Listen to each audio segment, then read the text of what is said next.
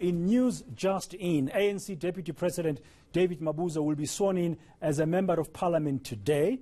Party spokesperson Dakota Legoete has confirmed earlier media reports on this matter. This clears the way for his appointment as Deputy President of the country. Well, our colleague eNCA Samkele Maseko is joining us now on the line this morning. Samkele, a very good morning. Well, this looks like maybe the Integrity Commission has cleared Mr. Mabuza. Yes, indeed, but then it looks like the man who's been dubbed the cat with 9 lives survives yet again and will be sworn in later on today, on Tuesday, in Pretoria as a Member of Parliament, and which effectively paves way for him to become the Deputy President of the Republic of South Africa. Remember, there's been huge speculation in the country and rumors that President Cyril Ramaphosa will be appointing a female Deputy President in place of David Mabuza, who may not be making his way back into the executive cabinet and may not be making his way back into the National Assembly as a Member of Parliament. You'd understand that the South African Constitution strictly stipulates that in order to be a Deputy President of the Republic of South Africa, you've got to be a Member of Parliament. Hence, you had what spokesperson of President Cyril Ramaphosa, Kusela Diko, said yesterday, saying that at this point in time, David Mabuza is not eligible to be the Deputy President of the Republic of South Africa on the virtue that he's not a Member of Parliament. But it seems as if the Deputy President, particularly after yesterday's ANC's officials meeting, which ended very early, they did allow him to finalize his processes and for him to go back and become a Member of Parliament. To understand that the issue was discussed in the ANC's top 6 meeting yesterday in Luthuli House. Well, then we also know then that there are other names that were on that list, Samkele, that were being interviewed by the ANC's Integrity Commission. The only 2 names which we had earlier, myself, was David Mabuza, now who looks like he's been cleared. The other one was Gwede Mantashe. Is there any news this morning about how far is the Integrity Commission in finalizing that report, which is apparently required by the end of today? Well, if you look at the issue of the Integrity Commission, Bradan, you'd remember that the Integrity Commission was basically asked to expedite and speed up the process of interviewing 2 ANC top 6 members. That would be the National Chairperson, Gwede Mantashe. That would be the Deputy President, David the cat Mabuza. They were all interviewed, the both of them, on Friday during the day at the party's headquarters at Luthuli House.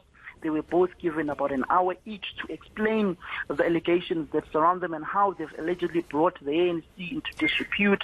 Mabuza went into detail about his issues that were surrounding him, particularly during his era as the Mpumalanga provincial chairman and the Mpumalanga premier, where all of his shenanigans, which are being purported, came from whilst he was still the premier in that province. Till date, he's never been found guilty by any court of law, nor has he ever been taken to any court of law by anyone.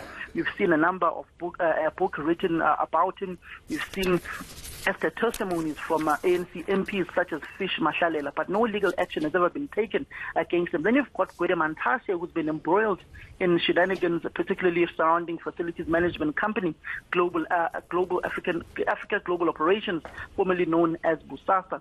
He also went into the Integrity Commission to clear his name over security upgrades, cameras that were allegedly installed at his farm in Ala and also at his home in Boksburg, which he's basically trying to clear his name from.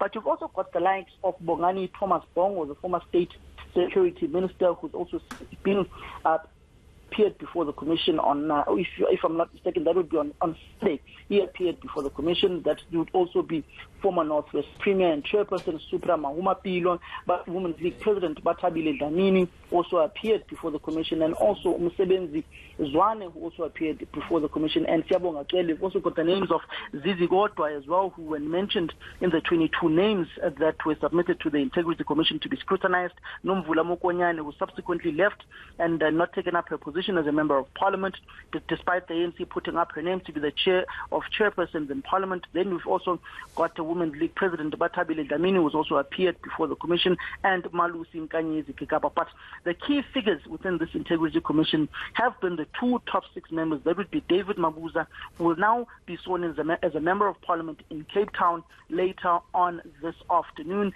and Gwede Mantashe, the ANC's national chairperson, who was sworn in as a member of parliament last week, Wednesday. But interestingly, when we spoke to Tokyo Sekhwale, an ANC veteran and former Minister of Human Settlements, former ANC member, former Premier of Gauteng, he said that David Mabuza has definitely set the bar high when he basically recused himself and did not allow himself and voluntarily stepped aside of being sworn in as a member of parliament.